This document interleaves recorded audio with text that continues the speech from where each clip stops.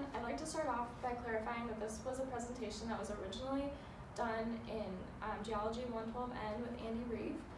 It was a group presentation that I've modified to meet the needs of the presentation for the walk portfolio. I wanted to start out by asking why knowing the danger of tsunamis is important. In Ohio, we don't necessarily need to be aware of the dangers, but if we have family that live near a tsunami-prone area or visit a tsunami-prone area, it's important for us to know the facts and what we can do to protect ourselves or our family members. My name is Brianna Potts, and in this presentation, I'll give a brief explanation as to why tsunamis occur, discuss how big tsunamis can potentially be, and what steps we need to take to protect ourselves, our family, or us if we visit a tsunami-prone area from future tsunamis. First, we must know why tsunamis occur. According to seawarn.org, tsunamis occur due to earthquakes, undersea landslides, land falling into the ocean, or large volcanic eruptions. Tsunamis occur mainly in the Pacific Ocean, but they can occur anywhere. It's just with the tectonic plates, it normally occurs around the Pacific Ocean. So the real question is, how large is the next large-scale tsunami going to potentially be? Unfortunately, scientists can only predict how large these tsunamis will be based on data from other tsunamis.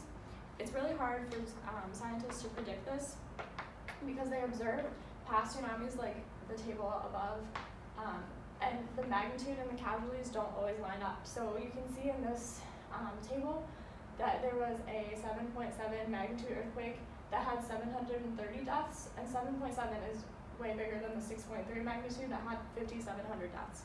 So it really just depends on the location of the tsunami, if it's around a big town, if it's around just an area of land that isn't really inhabited by a lot of people. So it's really, scientists find it very hard to predict the next large-scale earthquake and how many casualties it could have, where it will hit, because of this data and how inconsistent it is.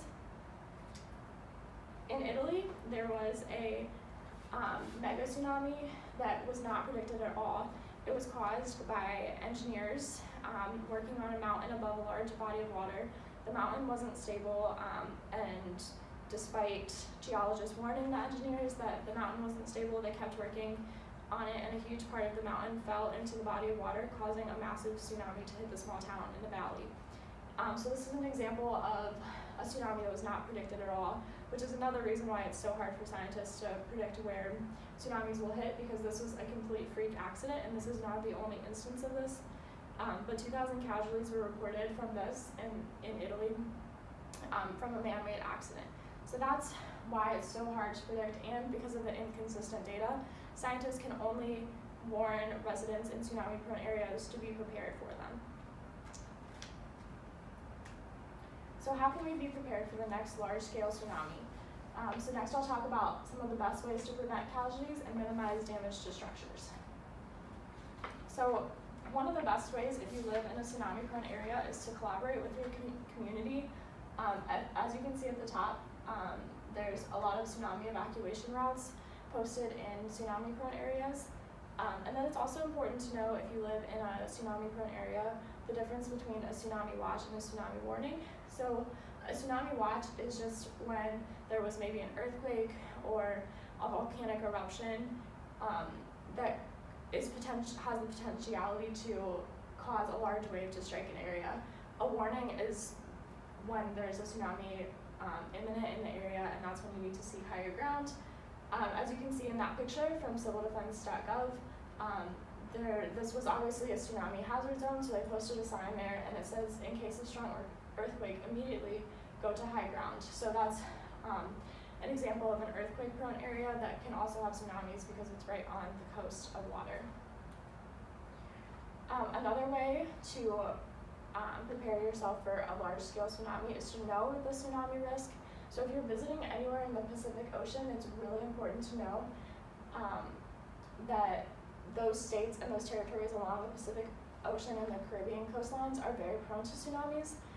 So this says, ask your local or state emergency management office or your local National Weather Service office about your community tsunami risk, and that's from weather.gov.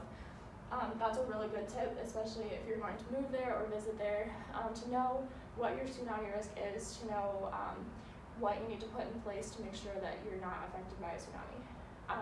The next thing is that a lot of schools in tsunami-prone areas have tsunami evacuation plans and structures. So this is off the coast of Washington State. There's a gym that allows at least 2,000 people to take refuge on the roof in case of a tsunami. So that's one way that the Pacific Coast is preparing themselves in case of a large-scale tsunami. And then the last picture is something that if you have a house along a tsunami-prone area or a hurricane-prone area in this case, it's very important to loft it off the ground to make sure that you don't get water damage in your home. So that's one way to prepare yourself for a large-scale tsunami. So in conclusion, it's very hard for scientists to predict the next large-scale tsunami because of the very inconsistent data between the magnitude and the casualties and the location. It's all dependent on the earthquake, the volcanic eruption, where the tsunami hits, which way the wave travels. So it's very hard for scientists to predict that. And then in the case of the accident in Italy, scientists had no idea that would happen, other than the geologists warning that the mountain wasn't stable, but they had no idea how big the tsunami would be from the mountain going into the body of water and then washing down towards the village. And then it's also very important to know how to prepare your family in case of a tsunami if you live in a tsunami-prone area. So having an evacuation plan, lofting your houses, or having a safe spot in higher ground for your family to go is very important. Thank you. Thanks. I don't know how to get to